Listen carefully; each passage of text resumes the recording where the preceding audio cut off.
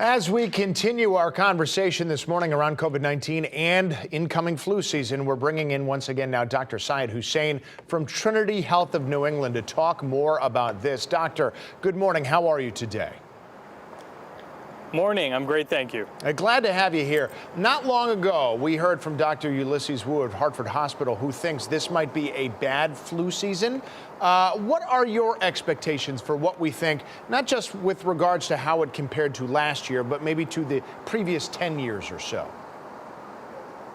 Sure, so that's a great question. So we're hoping for the best, but preparing for the worst. So because we had a historic low flu season last year, natural immunity in folks has waned.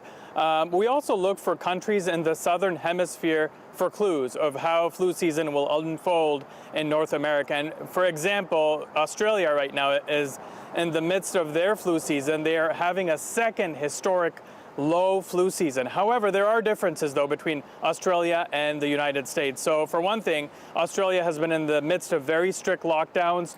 Adherence to public health measures is quite high. We have seen states here that have said no masks required. Public health measures aren't as strictly followed in the U.S. And in addition to that, we now have children going back to school. All of these factors suggest that our flu season isn't going to be as low as last year. So we need to be prepared for that. Yeah, and last year it was almost nothing, almost literally nothing. There was one death all statewide. Doctor, what do you say to some parents whose maybe their COVID vaccine hesitancy now might be transferring over to concerns about the flu shot? So the influenza vaccine has been tried and tested. It's an annual vaccine.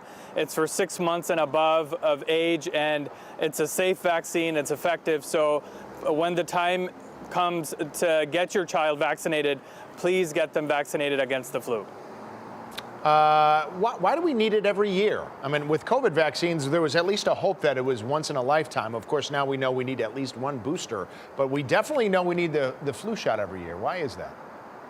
Sure, there are a couple of reasons for that. One is immunity goes down over a period of time, so we need a booster.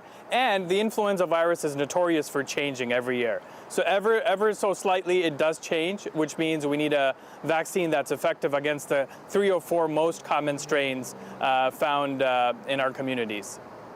Okay, Doctor. Well, thank you so much for all of that information. And I'm sure we're going to be talking with you a lot more, not just about COVID, but about incoming flu season.